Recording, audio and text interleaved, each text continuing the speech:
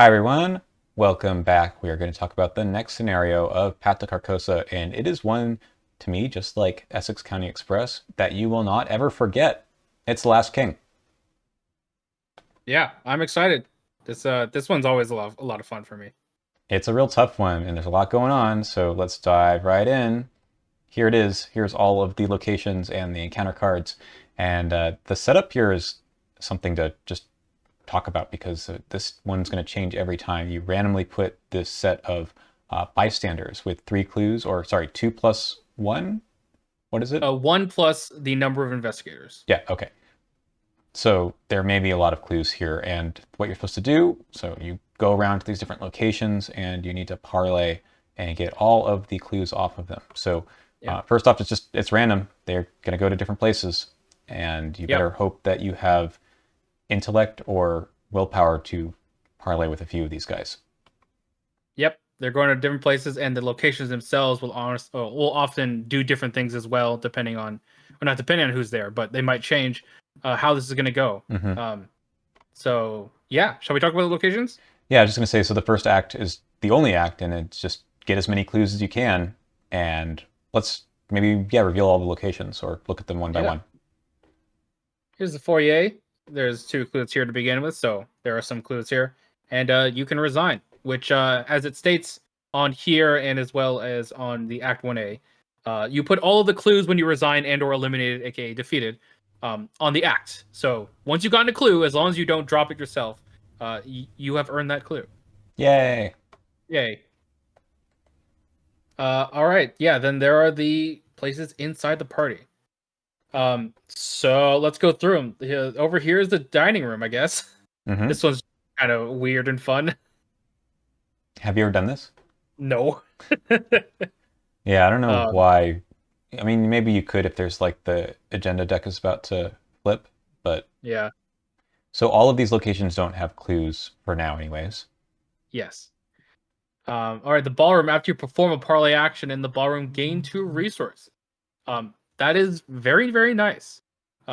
Notably, it doesn't require you to succeed that parlay action either. It's just that if you've taken one, Mm-hmm. you get to do it. So free money. So I guess this happens if you're not even parlaying with Ashley now. You could be doing like a existential riddle or something. I guess that is true. Wait. Yeah, never. Yeah, that's true. Could be talking with some other party guests Power and word? get some resources. Power word. That is a parlay. Wow. Yeah. Sure. Anyway, let's do the courtyard next. It's right in the middle, so you kind of have a hard time avoiding it, but you can, and it is Yeah.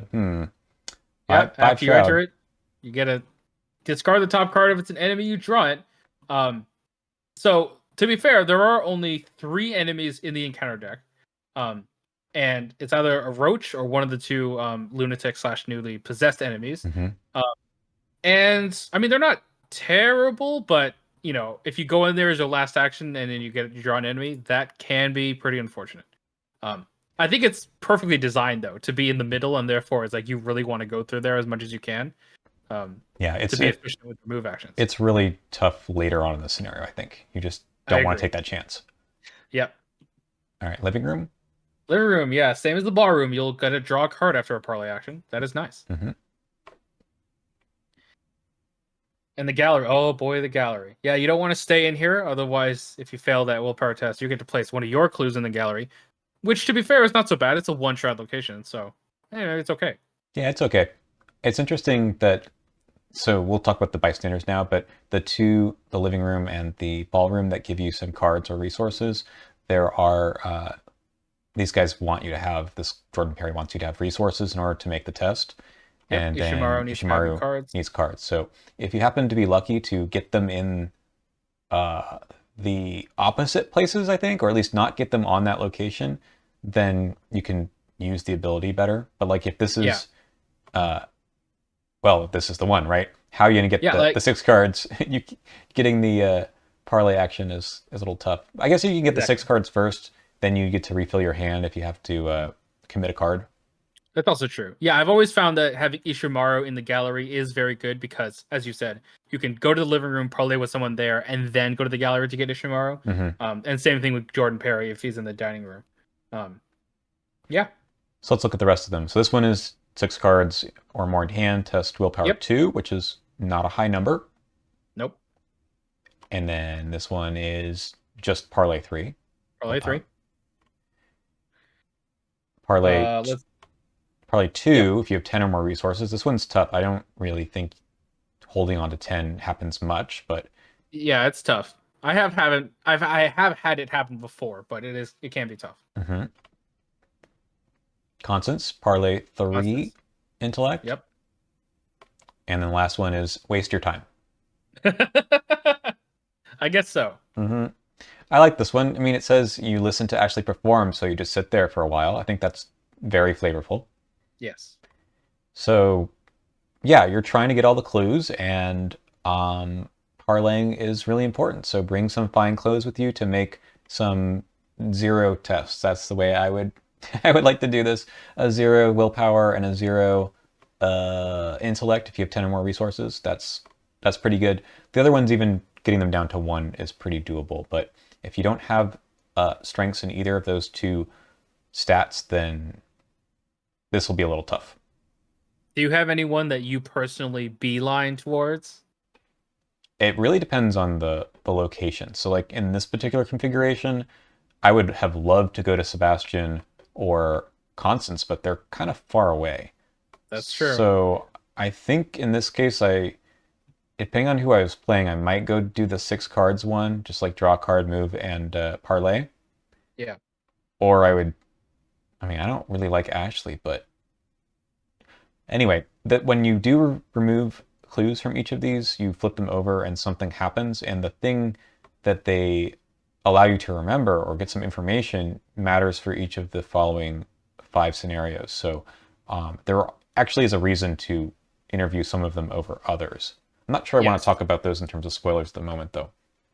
Without spoilers, I always beeline towards Constance. That's fair. I would say Constance and probably Ishimaru. Maybe. Yeah. Yeah. Maybe Jordan Perry, depending on which way you're going for that, but maybe. Yeah. Yeah. The other ones are maybe more manageable. Sebastian, I don't think matters so much. He does not matter at all if you're doing that scenario well. And Ashley Clark, I feel like never has interacted with me ever. Yeah. Anyway, we'll get to that when we get to that. But you are really encouraged to get the clues, not just because of that, but because of your victory points later on are going to be determined by how many clues you had on the act at the end. And it's pretty stingy, right? I think it's just like 2 victory points or one victory point for every clue the group has. And you have to divide every 2 clues. Every 2 clues. So, yes. And you have to divide that up among everyone in the group. So it's not even like everyone gets half the number of clues. It's you divide it up. So if you had 10 clues at the end and you are on 3-player, then someone gets 2, 2, and 1. I believe it's if you get all the clues, it's like 4, 3, 3. If you have 3 players, something like that. Right. I've done it before. I've gotten every clue. It's not impossible, but you don't have to get the clues off of them in order to get the clues. So yeah. Speaking of, yeah. Well, first, actually, I guess we should talk about Diane Divine. So the first time you flip this, it's going to be after what 3? Yeah. Actually, less Ancient Evils. Yeah, we have Ancient Evils. So we find the bystander asset with the fewest clues on it. Fewest could be 0. Yes. Which is generally how you want to play it if you can. If you can get everything off of 1, then Diane Divine goes to that location, and she's aloof, and you cannot discover or take control of clues. Beginning of the enemy phase, find the bystander asset with the fewest clues on it, and that could be 0, and she doesn't have to move. So essentially, if you can clear off the clues off of 1 person, then she just stays there. As long as that person, of course, is still in play as well. Yeah, and notably, there's nothing preventing you from killing her. Yeah. So you can also do that. You can just engage her. Yeah, she would obviously go into the encounter deck, but so she might come back, but you might as well just kill her. Yeah, that can solve the problem. Yes. Okay. Well, the next time, though... Yes. So we have 3 Doom. So yeah, you remove all Doom in play. You don't advance. You just then instead randomly get one of these cards. So there are 5 of them. Yes, and And they're all about who goes whack. mm-hmm. All right. So they all have some flavor text. Everyone at their location takes a horror. You move all the clues from that bystander to their location, meaning that someone could actually discover them by investigating now. Mm-hmm. And then you flip it over and replace them. Let's start with Constance. Yeah, let me just say, Ooh, just in case you're not totally sure, right? You cannot investigate and get these clues that are on the bystanders. They have to be on the location. correct. Okay. Um, yeah. So Constance is gone. Now we have big Constance.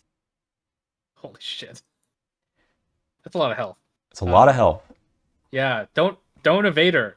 Jesus. That's so funny, right? I mean, you could evade her just to get away, but you're not going to evade her to try to fight her. Yeah. The victory 0. So And all of them sad. have like really creepy art. The more you look at it, the more it's like, ugh. Yep. Victory 0, meaning they go off into the victory display and that's it. So Ashley, oh boy. Ugh. He's honestly Relatively easy to probably hit, the though. easiest to deal with. I agree. Yeah, probably the easiest to deal with, I think. Right? Jordan Perry. Big Jordan Perry. Impossible to He's kill huge. if you don't do it all in Yeah. like He's 2 like turns. Wolfman Drew's older brother. Yeah. Wow. It's huge. Don't smoke, kids. Oh All right, Ichimaru. This one is the coolest art, I think, for gosh. sure. Yeah. And we're not going to read out the text. I'll leave that as an exercise for the reader. But man, the text about when they change to their monster selves is also really, really well written, I think. Yeah. Yikes. Yikes. You best have some big weapons attacking. Don't small favor them. I guess. Blood right. Yeah. Oh God. Yeah. Does that count as 2? I don't know. But anyway, last All one right. is Sebastian. Yeah. I guess he's actually a wolf. Um, his axe cannot be canceled. I guess that's fine. He does deal the most damage, which can be tough, but Retaliate. retaliate is also bad. That's true. So if so they come out one at a time, right? After every Yes. 3 rounds. So your job at this point is to still parlay the other ones that are still around, but also avoid their attacks since they are all hunters.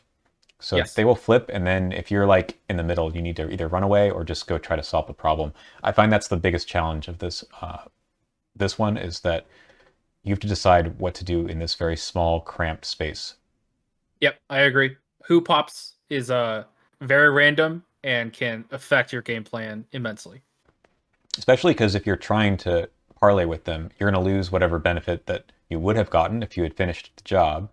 But you also kind of want to stay where you were and get the clues, but maybe you have to circle back around later. Yep.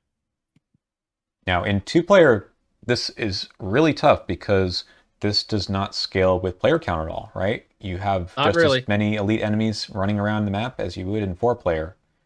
Yeah, and that's a lot of damage to deal as one person. Mm-hmm. Yeah. Yeah, this is tough. Makes this scenario, I think, a handful. But you do always have an option to run away.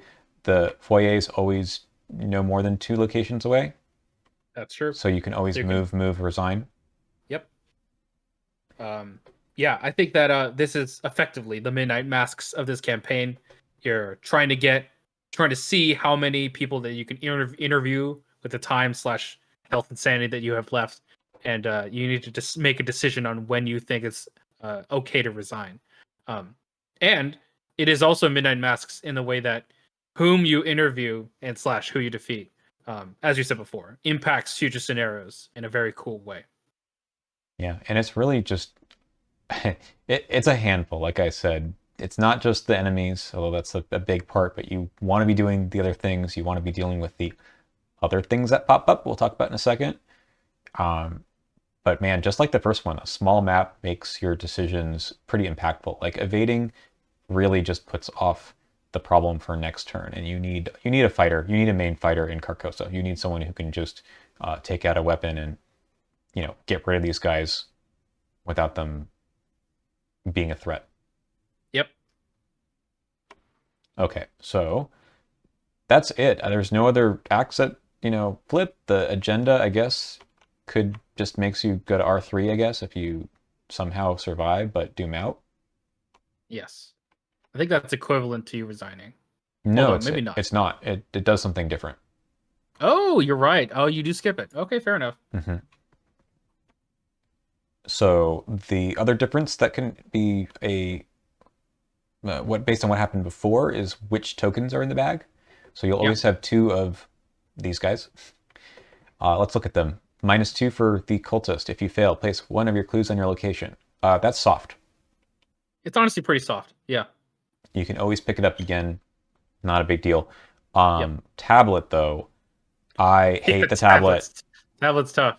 Tablet is tough. Two -4s. It's one of those times where I have to remind players, new players especially, who are playing on easy, that the difference between easy and standard is not that much, mostly because of the symbol tokens don't change at all. So you thought that being up only 2 was fine in easy? Well, guess what? Here's some -4s.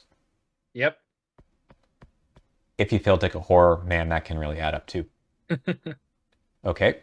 Um, Other thing, -X. Yeah, the shroud values are, there's one of each, right? Or two twos? Correct. Yeah, one of each two twos. Yeah. So that's actually kind of nice. I didn't really realize that until recently that people have pointed out that the Scarlet Keys has a lot of high shroud locations. Actually, Carcosa has them too. Courtyard I would say here so. has a 5, and it doesn't really matter because you shouldn't put clues here, but it could matter. Yeah. And also ooze and filth can't affect that, so Yes. that's pretty tough as well. hmm I think that's about it for how this one goes. Before we look at the encounter cards, so let's do that. Yeah, let's do it. So these two are special for this scenario. We've got Tough Crowd. I hate it. Yeah, it's pretty much you're not going to talk to anyone today this round. Kind of sad. Yep. And then Fine Dining, which has some fantastic art again. I don't know what we're looking at. I don't want to think about it too much. Yeah, I honestly just take a damage and horror. Yeah, I mostly do that. Putting one clue down is probably okay too if you're already at that location. That's true. And Also, I guess if you've already interviewed them. That's also Maybe. true. Yeah. Okay. Okay. Okay, we have roaches. Roaches. They're fine, right? They're only 2 health, but they might be really, really big. Hard to hit. Could be big. 6 fight if you're in the courtyard with ooze and filth. That's right. Yeah. That's this one. They're fine.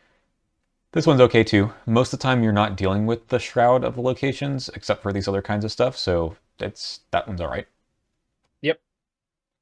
But corrosion.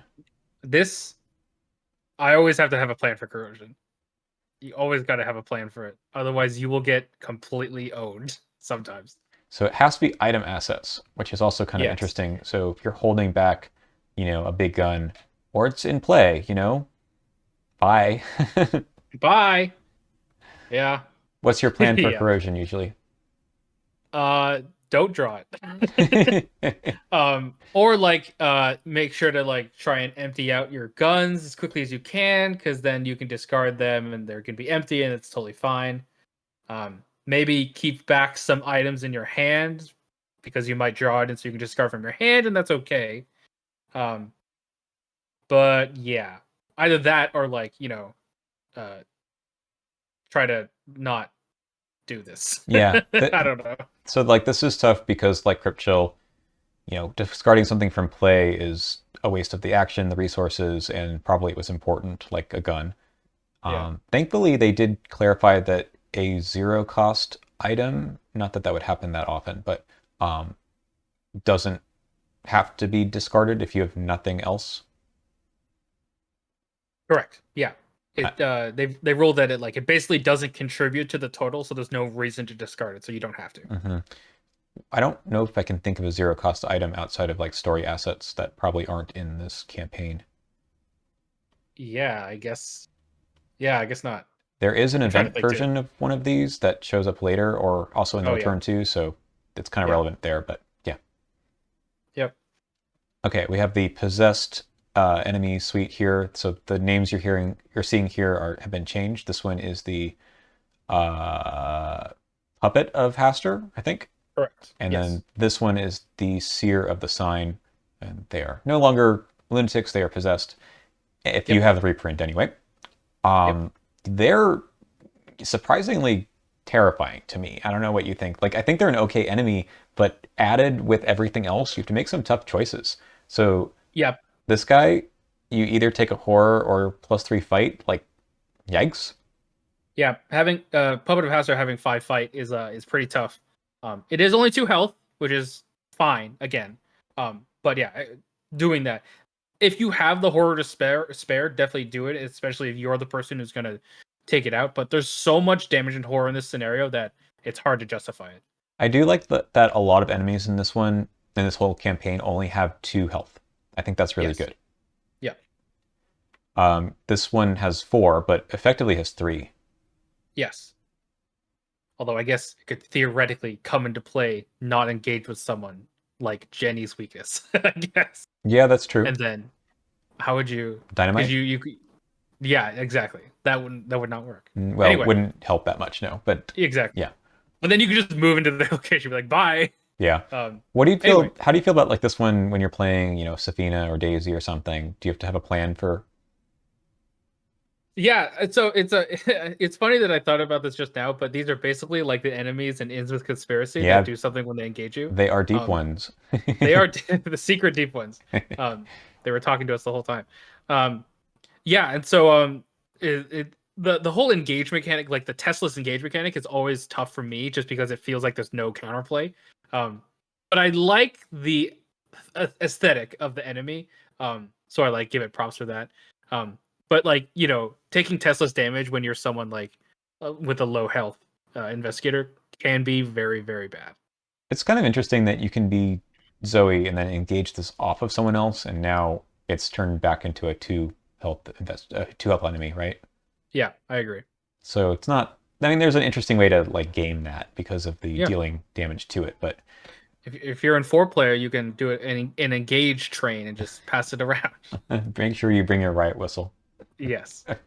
That's funny. Or a guard dog. Actually, guard dog is great in this scenario, by the way. Yeah, upgraded Dark Guard Dog. Yes. Although it won't be attacking you, so you just have to soak it, I guess. No, but the upgraded guard dog forces it to attack you also. Oh, you're right. You're right. Yeah. Perfect. Okay, last one here is Dance of the Yellow King. If there are no possessed enemies in play, gain Surge. That can happen. Otherwise, you test 3 willpower, and you get a free. They get a free attack on you. Yeah. Honestly, this isn't so bad in a vacuum with this encounter set. It's the fact that all of these ones are also lunatics / possessed in Yep. the new version. Yikes. So yeah, like Sebastian's coming. Oh no. Holy shit. Oh, Better God. pass that test. Yeah. All right, this is the first time we've seen this set. So this one, the Pale Mask Beckons, can summon the man of the Pale Mask and throw him into the furthest location away, right from you. Correct. And if he's already in play, then everyone takes 1 horror. Yes. Although technically you could cancel the attack because he is attacking you. That's true. Yeah. So this one's fine. It's this one, marked by the sign, that is really hard. Yes. Yeah. 2 direct horror that is peril, so no one else can help you with it. If the Man of the Pale Mask is in play, it has 4 willpower. That is very bad. Yikes. I just realized that if this card comes out, if Daniela is in your party, right? She could evade him. I don't know why. She could deal a damage back. Yeah, that probably is worth doing. So each time, as we said before, each time you defeat the Man of the Pale Mask, you add a check mark. So you kind of want to do that anyway. Yes. Probably, but it's a good idea to have that little side quest going just because of this card. 2 direct horror is, yeah, on top of everything else, probably not what you want. Yep. Oh, and you thought you had the Doom Clock under control? Here's Ancient Evils. Ancient Evils. Yeah. Classic. Okay.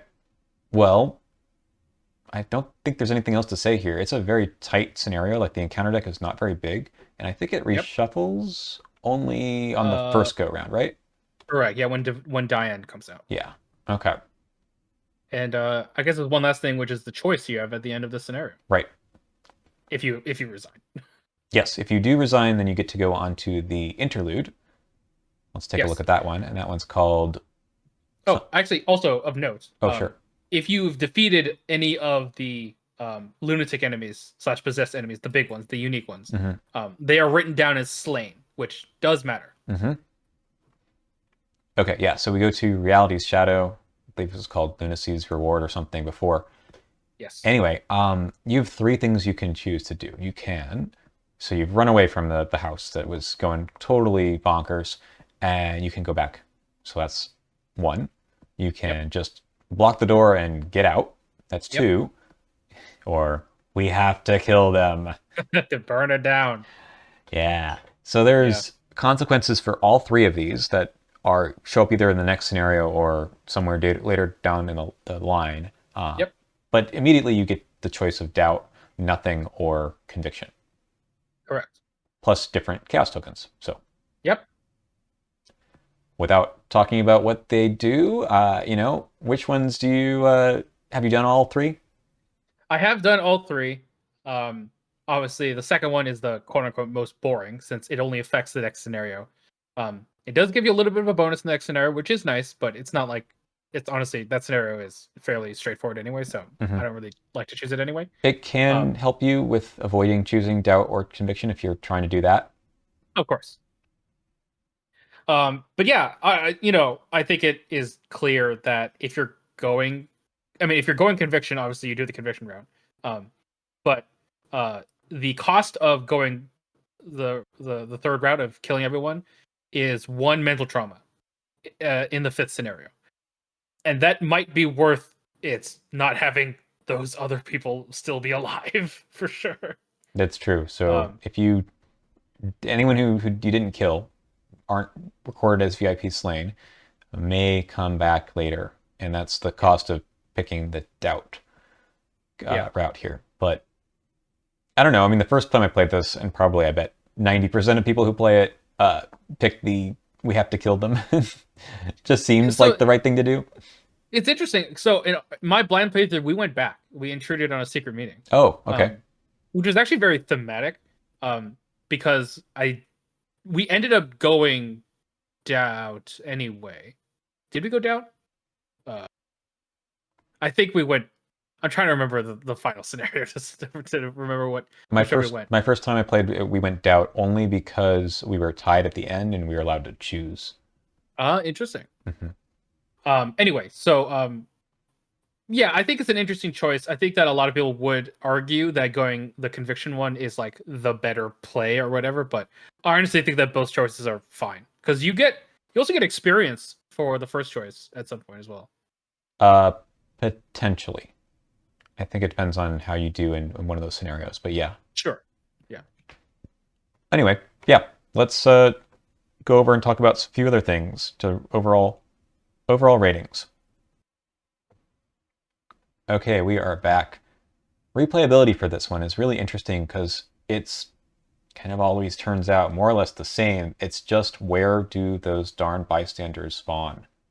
And who pops? And in what order they all turn into the monster versions. Yes.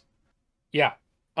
So for me, I have always found that, who you manage to interview depends on where they were at the beginning, who pops in what order, and also, which ones you were able to slay depends on that as well.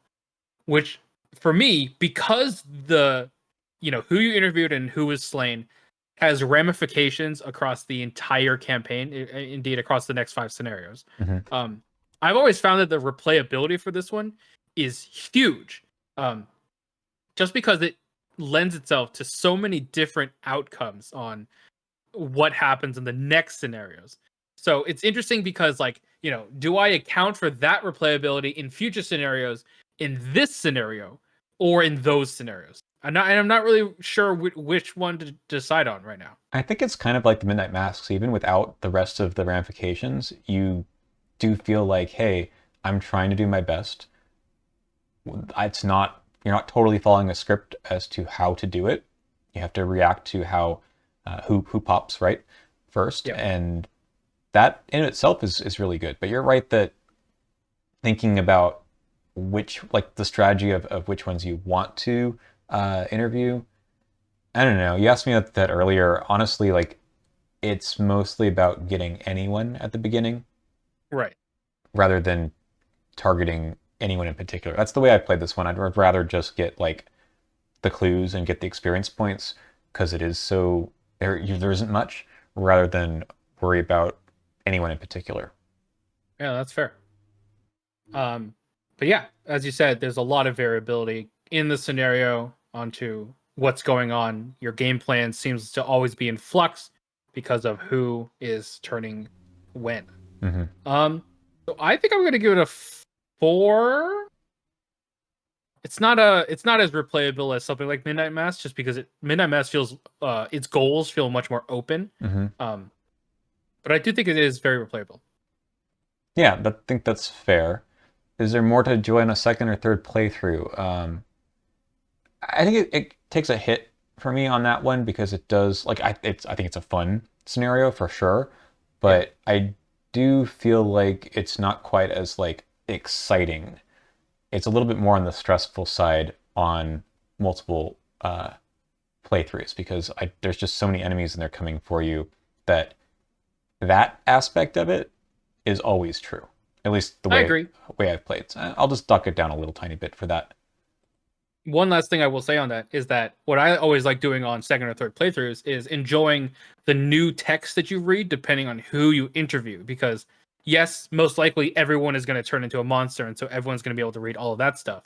But there is special text for when you interview someone that only you get to read when you interview that person, and it relates to that scenario where they have the impact on. So I think that's always really cool too. That is, I was going to bring that up later for the experience one, but that is worth saying that the replayability is to see and maybe read some of the text that you didn't get before.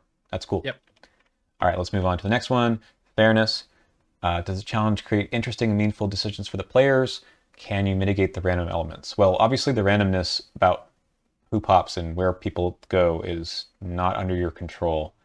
Is Yeah. there anything you can do? Nope. And honestly, I would say that if there's any fault of this scenario, I think it is on fairness. Mostly because there is such a wide breadth of experience to be had in this scenario, depending on the order in which they turn into their monster form.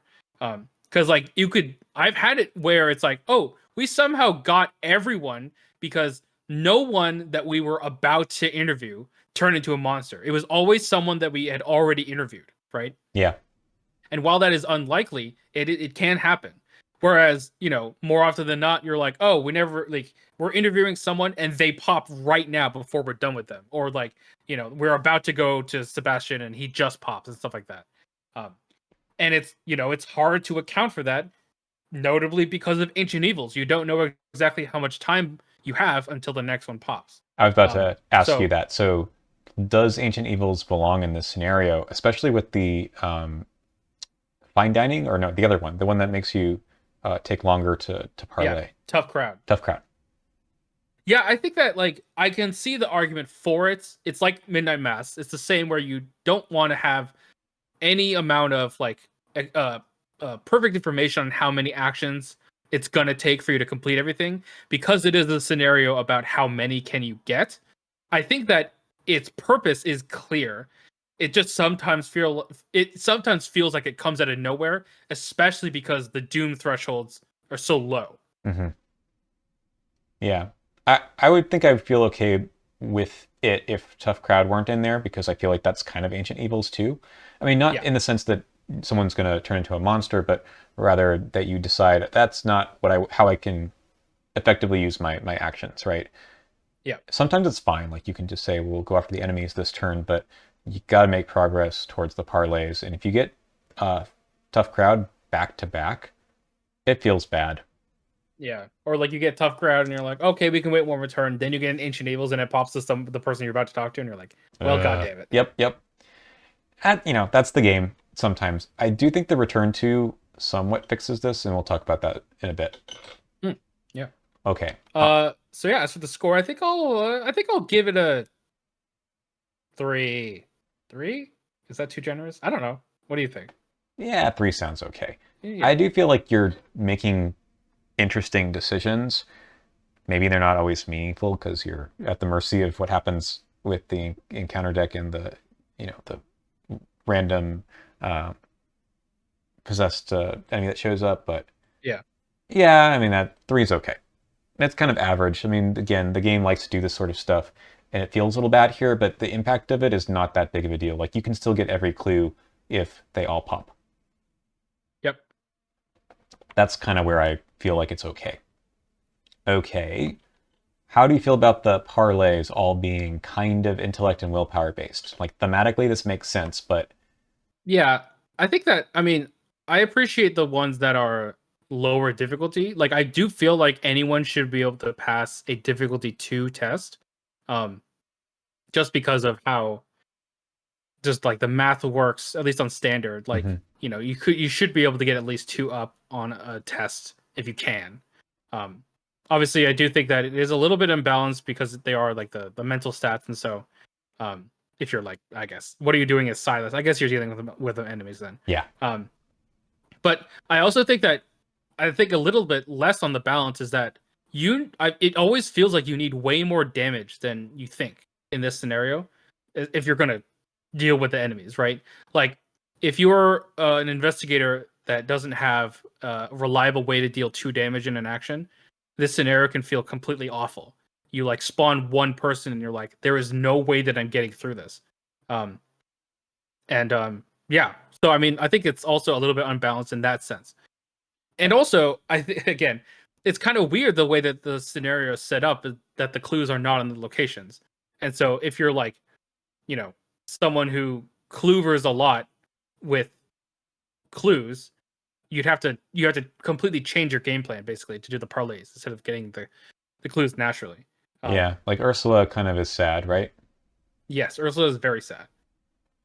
But she can do the Yeah. the parlays okay. I do feel like fine clothes. It's not necessary, but having one person have it on the team does make it go much more smoothly. Yeah. As you say about the fighting part, if you have like flexes, it doesn't really work very well here No, definitely not. because I the think that the time that again, usually your seeker or someone adjacent is doing the parlays, you don't really want them to deal with the enemies. I think that the scenario is very much well suited for like a full fighter and full clover build. Maybe not even full clover, just like someone with high intellect / high willpower. Hmm. Um, but like being a full fighter is very, very important in this one. Just to deal with the enemies. I guess you could technically also be an evade bot, but that can get out of hand very quickly also. Yeah, I don't recommend that. I think you need someone who can tank the Yeah. hunters when they show up and then deal with them. Like I expect Daniela would love this scenario because she does have the Yeah. 4 willpower too. Yep. That is true. Yeah. I also like the fact that a couple of the archetypes are referenced here. You have like Big Hand for the 6 That's true. cards and the Big Money for the 10 resources, so they can do something. And maybe your Although, fighter, if they have nothing to do, can just spend the actions on Ashley Clark. But yeah, that's usually what ends up happening for me as well. There's at least Ashley, so that's nice. mhm. But Uh, yeah, yeah, okay. I think for balance, I'm gonna put it in at 2.5. okay, sounds good.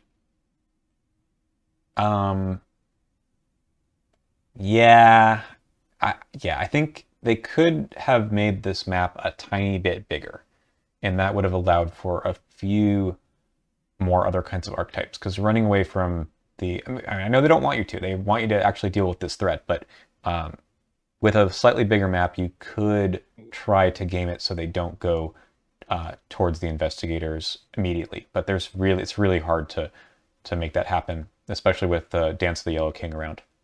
What if there's a backyard behind the courtyard? Yeah, yeah. That'd be fun. Hmm. Okay. Last one is the experience, and this is like a lot to talk about here. First off, just like the first scenario, there's a very clear, defined gameplay loop, which is great. I love that I mean, it's a bit of a gimmick scenario. You don't normally investigate. Your inquiring mind doesn't do anything for a while, but you are told this is what you need to do. And very quickly after the first well, second agenda flip, I suppose, you understand what's going on, and that's cool. That's new. It's interesting. I love it for that. Yeah, I think the aesthetics of this scenario really shine. So much of the flavor text in the scenario is like the best flavor text they've ever done. It's the one that introduced story cards, and they use it to great effects in this scenario to really set the scene and really like legitimately tell some horrifying situations. It's awesome. The writing is I really good here. also, Yeah. yeah, exactly. The writing is really good. I also think one of the key things that makes this scenario great experience wise is the conviction and doubt outcomes of this scenario. Basically, I love how the resolutions for whether or not you go back in and burn everyone down or you run away perfectly lean into the doubt and conviction. Namely, the doubt one. You go back and everything's fine, and the man in the powdered mask is just chatting with someone. So you're like, wait, did that party just happen the way that we thought it happened? And I love that the conviction one is just like, it doesn't matter. We're going to burn the whole place down. But knowing that the doubt run is also possible, it's like, oh God, did those people actually go insane? But are maybe we're the insane again? The whole theme of this campaign really shines in the resolutions of this scenario.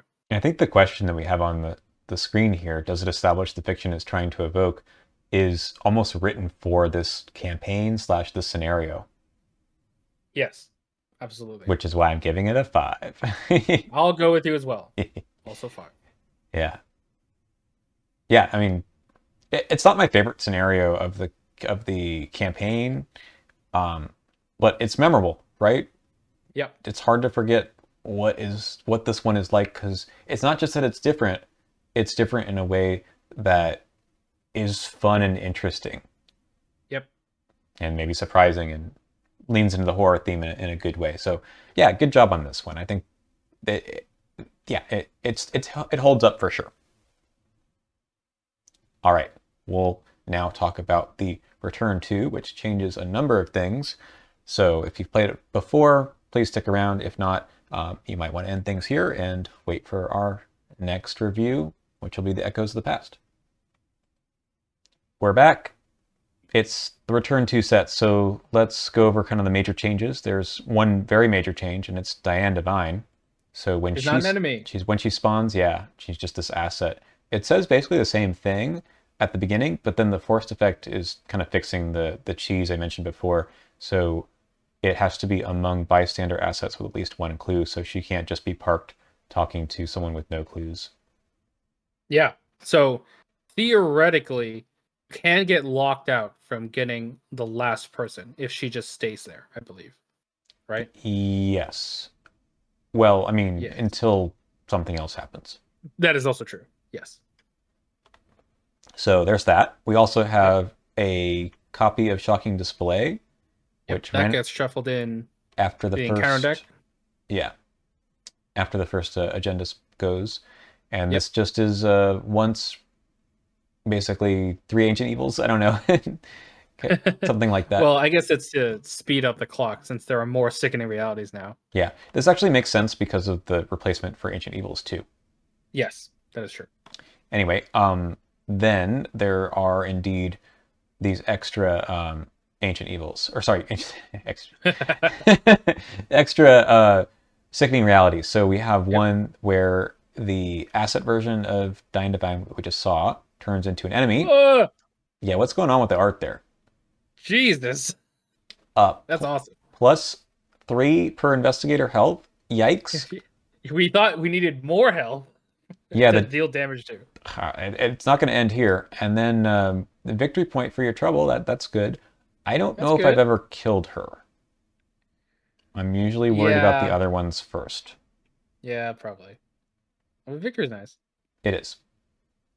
And only doing 1/1 damage is okay, and she's pretty easy to evade. So like this is one of the cases where I would evade if I had to, but yikes. For sure. Yep. Okay, the other two are 2 copies of the same thing, right? Yeah. Yes, and they also interact with a new thing in the encounter deck. Yes, so these are encounter cards, and they come into play as just assets. It's kind of like another copy of Diane Divine. Yeah, basically. there is a way to quote unquote get rid of them by moving them with this by spending by spending an action into resources. Mm-hmm. Honestly, it's fine if they spawn here because you can move them to the lobby. The foyer. If they spawn to the dining room or the gallery, it can be pretty annoying to get them out of there. But Yep. yeah, it's just like an action tax on parlaying, basically. And then they can turn into, yikes, 5 Wow. health. Yeah. Also, oh god. What did she do? That's She tough. pulled out the guy's heart? Yeah, something like that. Man. All right. The parlay on this is kind of hilarious. Like, I don't think it's a great idea, but, maybe. You could try. Mm. Fine clothes, That's anyone? tough. Yeah, that's true. Mm-hmm. Yeah. Yikes. I forgot to mention earlier that the fine clothes thing is foreshadowed a bit at the end of the first scenario. In the text, it says something about like you should go best in your greatest finery or something like that. Oh, that is true. Anyway, Formal dress only. that's it. I like that. Yeah, I mean it is level 0 card, but whatever. Yeah. Oh, we need an upgraded fine clothes right now. Well, there is one in the works. Oh, that is true. Yes. Yeah. Okay, so more enemies that have lots of health. I don't think the scenario needed it, but there they are. Yeah. All right, what else is different? Oh, also, technically, sorry, we should also mention when the crazed guest flips over, you also put a doom on the agenda, Oh, so it makes the next one happen quicker. oof. Okay. So yeah, that's tough. Hmm. I think they would have been fine if they had 3 health. That would have been fine. Right, right. Okay, so I think the reason why the Doom has kind of shifted to the Sickening Reality and maybe to these guys is that the replacement for Ancient Evils is not really the same at all. So Yeah, we've this got one's very weird. a weird one. It's a hidden card, and there wasn't a hidden card in this scenario before. So, all right. Yep. So your choice is add it to your hand or place one Doom on the current agenda, and it's Ancient Evils. It's Ancient Evils. Yep. But the force effect here, which is impossible for people to remember, I feel like, because it's so strange. Yeah. When you would succeed at a skill test by 3 or more, you automatically fail instead and discard this. So essentially, you trade one success, one really big success for the Ancient Evils, which Yeah. usually you go for.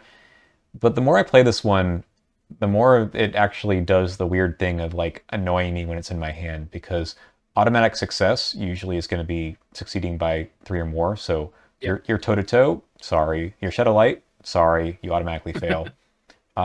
Yeah, there's a few things where it does some strange interactions with the game, especially if you have a high stat investigator. You're like,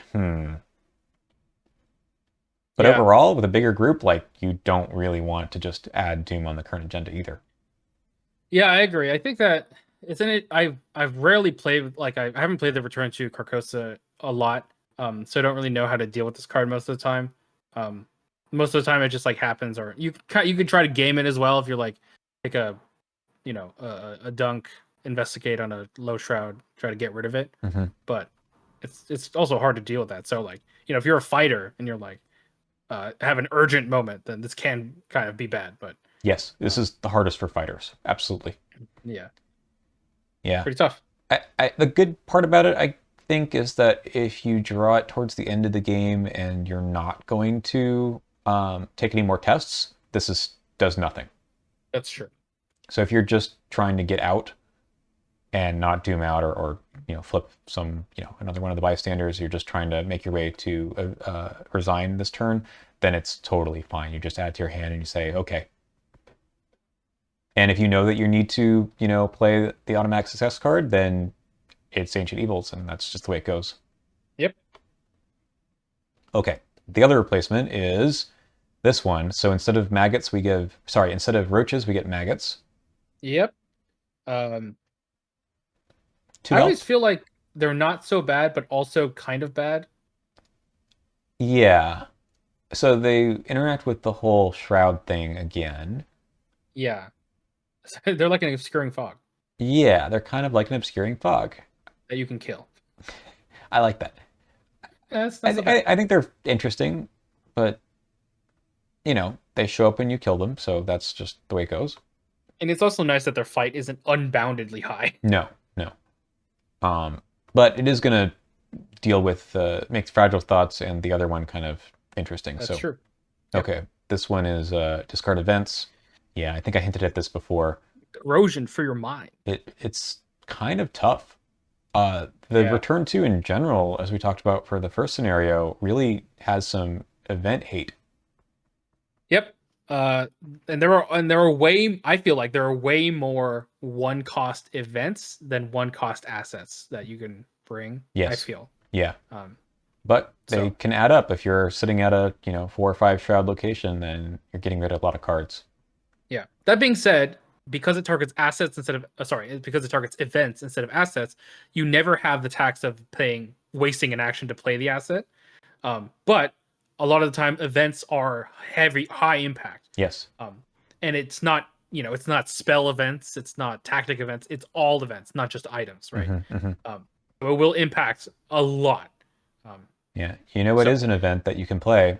Ward of Protection. Yeah, might as well just play it. Just play it. You're going to lose it anyway, so. Yeah. Okay, the last one is Bleeding Walls. This one is the Shroud Value location. If you fail, lose 1 action, take 1 horror. Not bad. That's a perfectly fine. Not bad. Yep, not bounded by how much you fail by. Totally fine. Totally fine. Yep. Yeah, overall, did this fix something that was broken? Yeah, just the Diane thing. I don't think that was intended for her just to be sitting on one location forever. Yeah. The rest of the changes make it actually quite difficult. Yes, because notably, for me at least, you're putting damage into places that maybe doesn't matter because you're not slaying other VIPs. They're like, I'm wasting the damage here. Yeah, the Crazed Guess is kind of... Yeah. I mean, she only does 1 damage, so you can just let her run around and attack everyone, but... I guess so. Yeah. It can add up. It's honestly, it's going to not be the damage per se, it's going to be engaged with the investigators who are trying to do the parlays on the other bystanders. That's going to be annoying, so... Although I guess those are parlays, so you can just parlay and she won't attack you either. It's true. I guess if you're going to move around, though. Mm-hmm.